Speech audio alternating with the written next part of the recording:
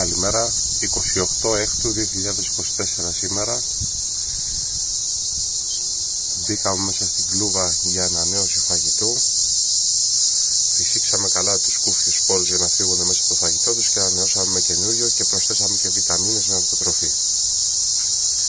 Σήμερα είναι η μέρα για να ελέγξουμε αν όλα πάνε καλά με τους νεοφύους μας.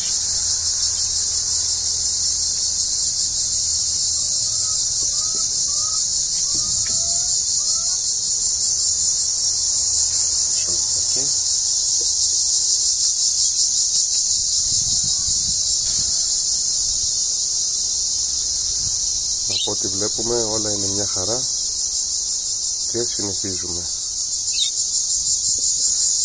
Για ό,τι απορίες έχετε, στείλτε μου μήνυμα